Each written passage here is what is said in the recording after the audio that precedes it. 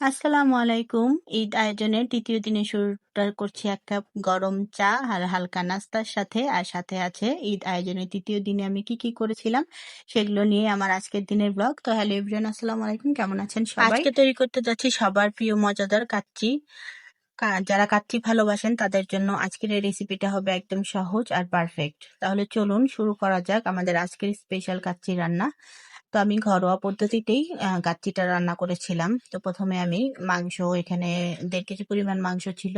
মাংসটাকে খুব ভালো করে ধুয়ে নিয়ে পানি ঝরাতে রেখে দিলাম। এরপর সাথে আমি রান্নার জন্য চালটাকে ধুয়ে নিচ্ছিলাম। আর মাংসটাকে খুব ভালো করে পানি ঝরিয়ে নিতে হবে। সেটার জন্য আমি একটু ঢাকনাতে দিয়ে ভালো করে পানিটাকে ঝরিয়ে নিচ্ছিলাম। তারপর এখানে মাংসগুলোকে আগে প্রিপেয়ার করার জন্য একটা বলে নিয়ে নিলাম। আর মাংসটাকে প্রথমে আমাদের করতে হবে একটু বেশি পরিমাণে লবণ দিয়ে, মানে মাংসের পরিমাণ অনুযায়ী আমি এখানে 2 টেবিল চামচ লবণ দিয়েছি।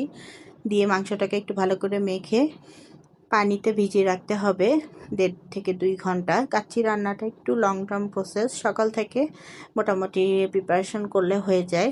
তো অনেকে এটা রান্না করতে ভয় পান, কিন্তু বাসায় যদি কিছু জিনিস থাকে আর কিছু টিপস ফলো করা যায় তাহলে খুব সহজেই কাচ্চিটাকে আপনারা বাসায় রান্না করে ফেলতে পারবেন।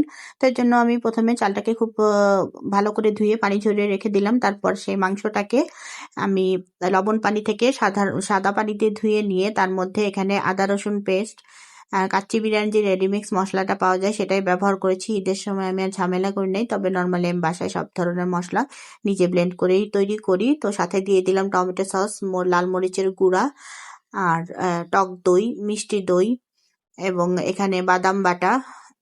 এখানে কিন্তু টক দইয়ের সাথে মিষ্টি দইটাও ব্যবহার করতে হবে। সাথে দিলাম সয়া সস। কাচ্চি বিরিয়ানিটা যেহেতু একটু মিষ্টি স্বাদের হয়ে থাকে, তো এর জন্য এই ধরনের মশলাগুলি বেশি ব্যবহার করতে হয়। সাথে কিশমিশ বাটাটাও দিতে হয়। তো আমি আজকে কিশমিশ বাটাটা দেইনি, শুধু সব ধরনের বাদাম বাটা দিয়েছিলাম। সাথে দিয়ে দিলাম 1 টেবিল চামচ ঘি। ঘিটা দিলে মাখানোর সময় দিলে খুবই সুন্দর একটা ফ্লেভার আসে। আর সব শেষেও তো আমি আবারও ঘি ব্যবহার করব। তো এইভাবে সুন্দর করে মাংসটাকে খুব ভালো করে মেখে এটাকে কমপক্ষে 5 থেকে 7 ঘন্টা মেরিনেশনে রাখলে সবচেয়ে ভালো হয়। আর সাথে একটু কাঁচা পেঁপে বাটা দিয়ে দিতে হয়, তাহলে মাংসটা খুবই সফট হয়ে যায়। তাহলে মাংস সিদ্ধ নিয়ে কোনো চিন্তাই করতে হয় না। তো তারপর এটা মেরিনেশনে রাখার পরে আমি চালগুলোকে সিদ্ধ করে নিচ্ছিলাম। চালের জন্য পর্যাপ্ত পরিমাণে পানি দিয়ে, এখানে রেডিমিক্স মশলার ভিতরে একটা প্যাকেট থাকে যেখানে সব ধরনের গরম মশলা দেয়া থাকে। আলাদা করে আপনাকে আর গরম মশলা খুঁজতে হবে না। তো শাহি জিরা বা কাবাব চিনি সব ধরনের মশলা দেয়া থাকে। সেটাকে পানির মধ্যে দিয়ে পানিতে পর্যাপ্ত পরিমাণে লবণ দিতে হয়, যেন চালটা উঠানোর পরেও চালের ভেতরে যথেষ্ট পরিমাণে লবণ থাকে। তো এই চালটা 80% সিদ্ধ করতে হয়। সিদ্ধ হওয়ার পর আমি ঢেলে নিলাম। আসলে ঢালতে আমার হাজবেন্ড আমাকে হেল্প করেছিল।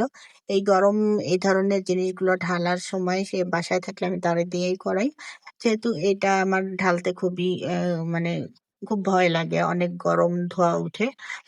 তো এরপর এখানে আমি আলুগুলো পেঁয়াজ বেরেস্তা করে নিলাম। সাথে আলু দিতে হবে। কাচ্চি তো আলু ছাড়া চিন্তাই করা যায় না। তো আলুগুলোকে আমি কেটে একটু ফুড কালার মিশিয়ে মেখে নিয়েছিলাম। আর পেঁয়াজ বেরেস্তা করা সেই তেলের মধ্যে আলুটাকে ভাজতে হবে, তাহলে এটা কিন্তু খেতে খুবই টেস্ট লাগে এই আলুটা।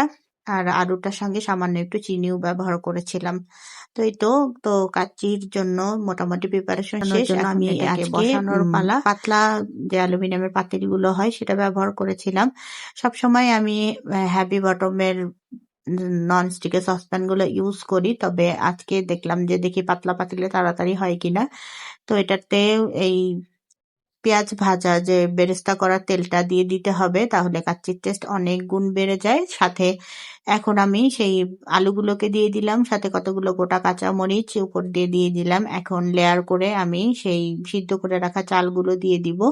চালগুলো প্রথম লেয়ারে দেওয়ার পর তার উপরে আবারও বেরেস্তা এবং সাথে কিশমিশ আর দুধের সাথে সামান্য একটু ফুড কালার মিশিয়ে আমি দিয়ে দিলাম। তার উপর দিয়ে বেরেস্তা দিয়ে তারপর আরেকটা চালের লেয়ার করে এভাবে 2 ধাপে সবকিছু দিতে হবে। আর তারপর উপর দিয়ে কিশমিশ, আলু বোখারা, কাঁচামরিচ বা ঘি, আপনি যেটা এগুলো যত দিবেন কাচ্চির টেস্টটা কিন্তু তত আসবে। আর আমি বেরেস্তার সঙ্গে সামান্য একটু চিনি মিশিয়ে মেখে নিয়েছিলাম। তো সেই বেরেস্তাটা এখানে ইউজ করেছি। তো দেখতে পেলেন কত সহজে বাসায় আপনারা কাচ্চিটা তৈরি করতে পারবেন। রান্না কিন্তু একটা আর্ট এবং ধৈর্যের ব্যাপার। আপনি যদি ভালো কিছু খেতে চান বা একটু খাবারের প্রতি কনসাস বা ভোজন বিলাসী হন তাহলে কিন্তু এতটুকু কষ্ট করাই যায়, তাই না? তো আপনাদেরকে দেখিয়ে দিলাম আমি কতটা ফ্লেম রেখেছিলাম চুলার মিডিয়াম টু লো ফ্লেমে। আমি প্রথমে শুধু পাতিলটাকে বসিয়েই ৫ মিনিট রান্না করেছি। তারপর আমি এই তাওয়ার উপর বসিয়ে দিয়ে মোটামুটি ৪৫ থেকে ১ ঘন্টার মতো আমি এটাকে দমে রেখে দিয়েছিলাম। তারপর দেখুন হয়ে গেল আমার পারফেক্টলি কাচ্চি বিরিয়ানি। তো এটা কিন্তু খেতেও খুবই মজার হয়েছিল। শুধু দেখতে লোভনীয় লাগছে সেটা না, আমার বাসার সবাই খেয়ে খুবই প্রশংসা করেছে। আর সাথে করেছিলাম বোরহানি, আর বোরহানির রেসিপিটা অন্য কোনো ভিডিওতে শেয়ার করব। ভালো থাকবেন সবাই, আল্লাহ হাফেজ।